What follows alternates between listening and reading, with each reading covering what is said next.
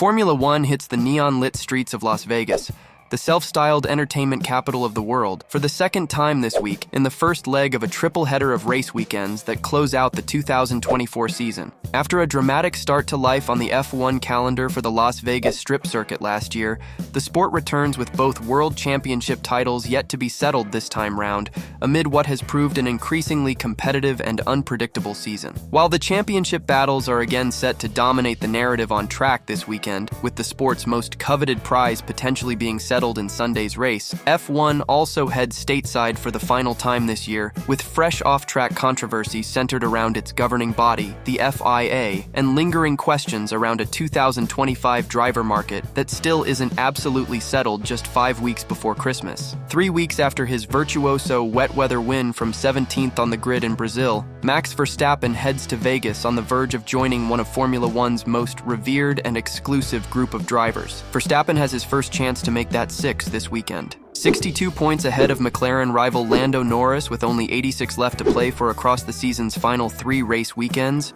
Verstappen will be world champion by breakfast time in the UK on Sunday morning, unless the British driver outscores him in the race by at least 3 points. While there are numerous permutations for how the Red Bull can close it out at the first attempt, Verstappen knows that if he simply finishes ahead of Norris in Vegas, he'll be champion again. And even if he doesn't, he could still take the title with 2 races to spare, unless the McLaren driver gets his deficit down to no more than 59 points. Not that sealing his 4th consecutive championship before next week's penultimate round in Qatar is an absolute shoo-in for Verstappen by any stretch of the imagination.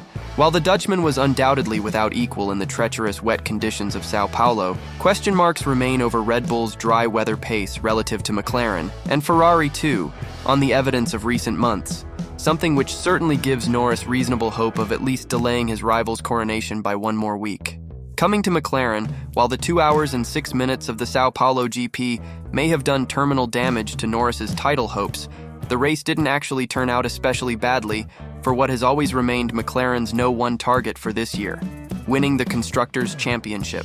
Aided by their 1-2 in the Saturday sprint, McLaren actually left Brazil 7 points further ahead of nearest pursuers Ferrari than when they arrived, with their advantage over the Italian team now standing at 36 points. Third-placed Red Bull did pull 5 points back on them, but Christian Horner admitted it had still been something of a missed opportunity for his reigning champions to get themselves right back into play after Sergio Perez again failed to score. They sit 49 points back and surely won't now retain that team's title unless Perez finds a miraculous breakthrough in form to back up Verstappen over these next 3 weeks. With a maximum of 44 points available to a team in Las Vegas and 103 still to play for in the 2 rounds that follow in Qatar and Abu Dhabi, it's too early for McLaren to wrap anything up this weekend, but they can certainly move a big step closer to a first Constructors' crown since 1998, with another strong point-scoring weekend for Norris and Oscar Piastri. The real move of significance in the standings from Interlagos actually came further back in the pack as Alpine catapulted themselves from what stood as a dismal 9th into a more respectable 6th, their finishing position of 2023, thanks to an unexpected double podium that yielded 35 points, well over double their haul from the year's first 20 rounds. Should the Enstone-based team now stay 6th over the season's final 3 races, then they will receive in the region of $25 million more in prize money than they would have done for coming 9th. But keeping that position is certainly not guaranteed given Haas, more regular top 10 finishers this year, are just 3 points back, and RB only 5 adrift. What Alpine's big leap forward has done is leave Williams marooned in no man's land in 9th place, 27 points behind RB, and 17 ahead of pointless Sauber, who now have just 3 races left to avoid the second null points of their 32-year history, with little over a year to go, until they morph into the Audi Works team. Coming to Ferrari, Charles Leclerc believes Ferrari will have a good chance to win at the Las Vegas Grand Prix as they look to close in on McLaren in the battle for the Constructors' Championship. Ferrari have not won a title in F1 since 2008, and trail McLaren by 36 points, with 3 events remaining in Las Vegas, Qatar, and Abu Dhabi. Last year, Leclerc fought for the win at the inaugural Las Vegas Grand Prix, but settled for 2nd behind Max Verstappen, while Carlos Sainz suffered misfortune when he ran over a loose metal drain cover in practice, yet was forced to change his engine, so had a 10-grid place penalty and recovered to 6th. "I think on paper it's a track where we should perform well," Leclerc told Sky Sports News at the premiere of the film Gladiator II in London. However, the fact we have improved a lot with tire management means on a track where it is so cold, it will be difficult to put the tires in the right window. On paper, it still looks positive.